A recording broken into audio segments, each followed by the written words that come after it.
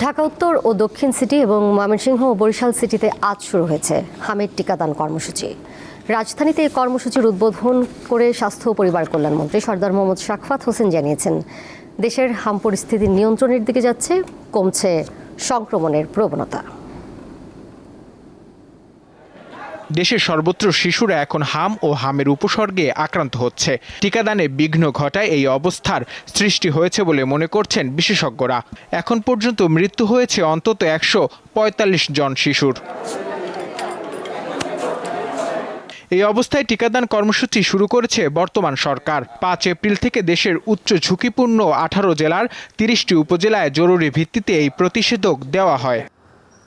এরই ধারাবাহিকতায় রবিবার ঢাকা উত্তর ও দক্ষিণ সিটি কর্পোরেশনের পাশাপাশি ময়মনসিংহ ও বরিশাল সিটি কর্পোরেশনে হামের টিকাদান কার্যক্রম চালু করে সরকার। সকালে ঢাকা দক্ষিণ সিটি কর্পোরেশনের নগর ভবনে এর উদ্বোধন করেন স্বাস্থ্যমন্ত্রী। চলবে 11 মে পর্যন্ত।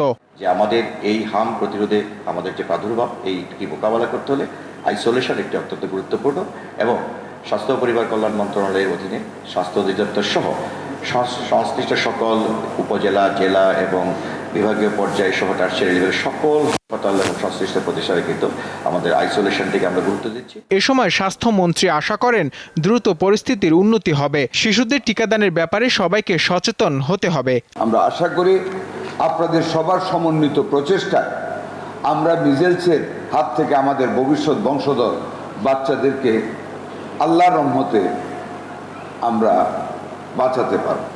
20 এপ্রিল সারা দেশে একযোগে হামের টিকাদান কর্মসূচি শুরু হবে বলে জানান স্বাস্থ্যমন্ত্রী। তিনি আশঙ্কা করেন সামনের দিনগুলোতে ডেঙ্গু বড় চ্যালেঞ্জ হয়ে দাঁড়াতে পারে। আমরা আরো আগে থেকে ডেঙ্গুর বিরুদ্ধে ওয়ার্ক শুরু করেছি। নূর আলম, দীপ্ত সংবাদ, ঢাকা।